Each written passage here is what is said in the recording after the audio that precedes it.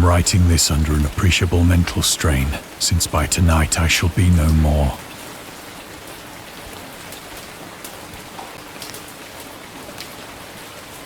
Penniless, and at the end of my supply of the drug which alone makes life endurable, I can bear the torture no longer, and shall cast myself from this garret window into the squalid street below. Do not think from my slavery to morphine that I am a weakling or a degenerate. When you have read these hastily scrawled pages, you may guess, though never fully realize, why it is that I must have forgetfulness or death.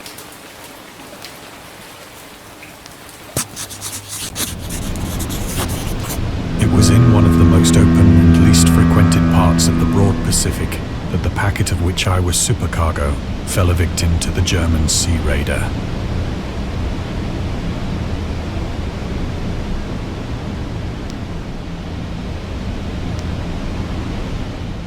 The Great War was then at its very beginning, and the ocean forces of the Hun had not completely sunk to their later degradation, so that our vessel was made a legitimate prize, whilst we of her crew were treated with all the fairness and consideration due us as naval prisoners.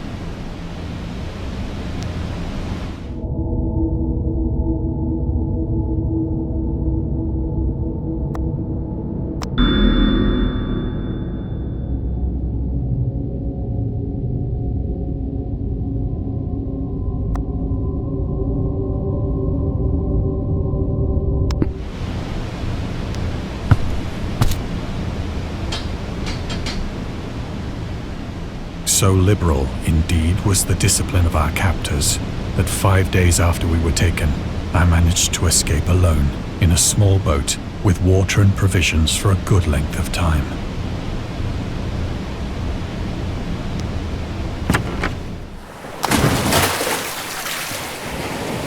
When I finally found myself adrift and free, I had but little idea of my surroundings. Never a competent navigator, I could only guess vaguely by the sun and stars that I was somewhat south of the equator. Of the longitude, I knew nothing, and no island or coastline was in sight.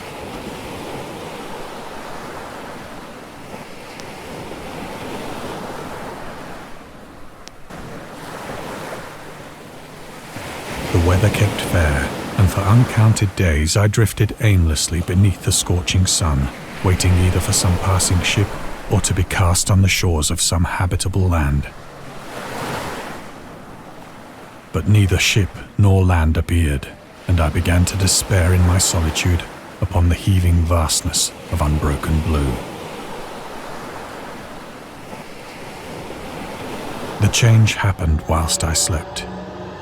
Its details I shall never know, for my slumber, though troubled and dream-infested, was continuous.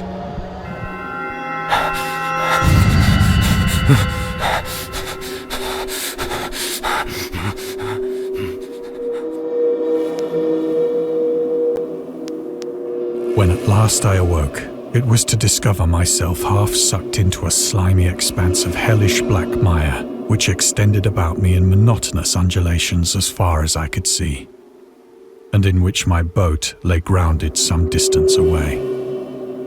Though one might well imagine that my first sensation would be of wonder at so prodigious and unexpected a transformation of scenery, I was in reality more horrified than astonished. For there was in the air and in the rotting soil a sinister quality which chilled me to the very core. The region was putrid with the carcasses of decaying fish and of other less describable things which I saw protruding from the nasty mud of the unending plain.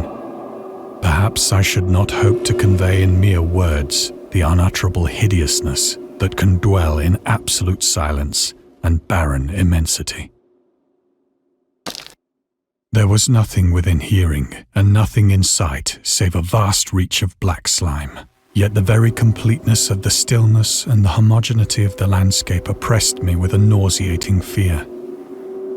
The sun was blazing down from a sky which seemed to me almost black in its cloudless cruelty, as though reflecting the inky marsh beneath my feet.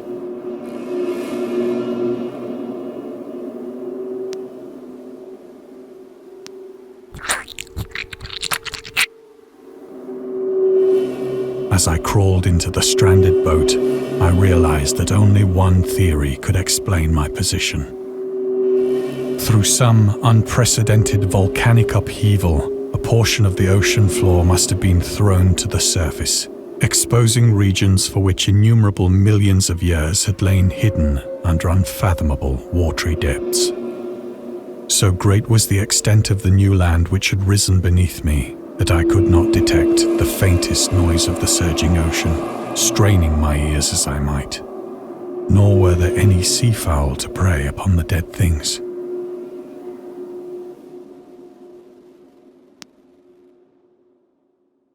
For several hours I sat thinking or brooding in the boat, which lay upon its side and afforded a slight shade as the sun moved across the heavens. As the day progressed, the ground lost some of its stickiness and seemed likely to dry sufficiently for traveling purposes in a short time. That night I slept but little, and the next day I made for myself a pack containing food and water, preparatory to an overland journey in search of the vanished sea and possible rescue.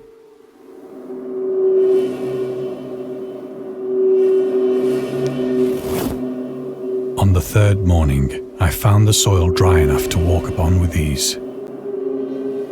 The odor of the fish was maddening, but I was too much concerned with graver things to mind so slight an evil, and set out boldly for an unknown goal.